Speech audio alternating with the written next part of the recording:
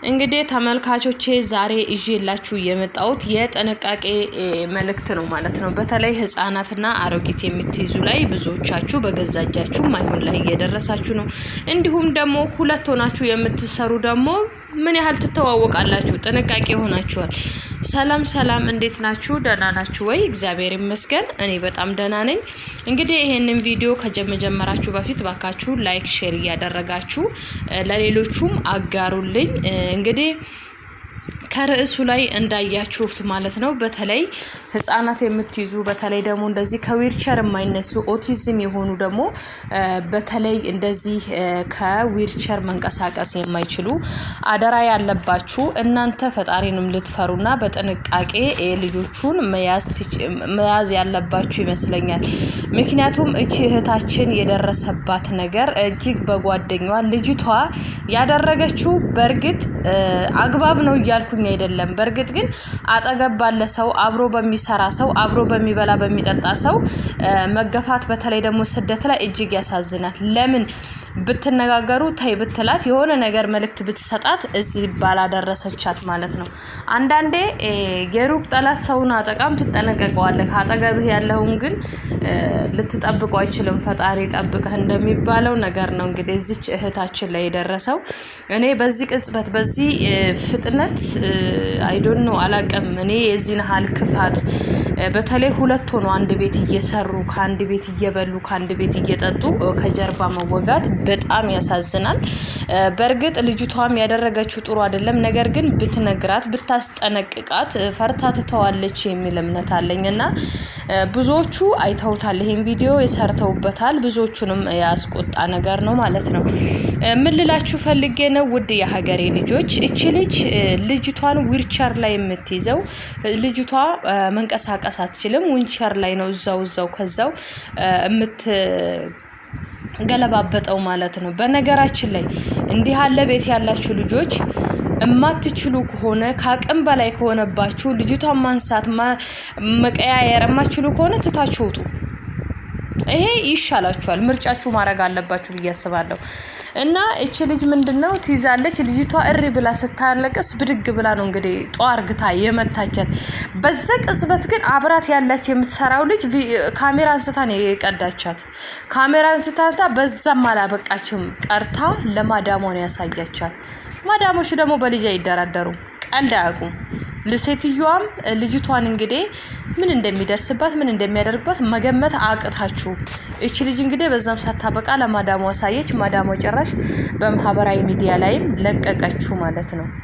ውድ የሀገሬ ልጆች ትዕግስት ልታጡ ትችላላችሁ። ልታበሳጃችሁ ከቻላችሁ ያዙ፣ ካልቻላችሁ ግን ህይወታችሁን አደጋ ላይ አትጣሉ። እኔ ግርም ያለኝ ልጅቷ አራታይ ጥሩ አይደለም እንደዚህ አታርጊ ብትላትስ ብትነግራትስ እኔ ለማዳም ነግርብሻለሁ ከዚህ በኋላ እንደዚህ እርምጃ የምትወስጂ ከሆነ ብላ ብታስፈራራት እቺ ልጅ አታረግም። ነገር ግን አሁን ለህይወቷም አስጊ ነው። ምክንያቱም ታይታለች። ገባችሁ አይደለ? እባካችሁን እንደዚህ አይነት ነገር በተለይ አሮጊት ላይ ከዚህ በፊትም አይታችኋል። የሆነ ልጅ እንደዚህ ቪዲዮ ሰርቼላችኋለሁ። አሮጊቷን ስታመናጭቅ ስትመታ ብዙዎቹን ያስቆጣ።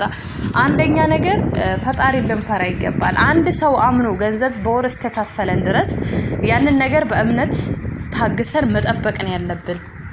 ካልሆነ ግን ማንችል ከሆነ ተመውጣት ነው ያለብን እንጂ የማይሆን ግፍ ማድረግም ጥሩ አይደለም።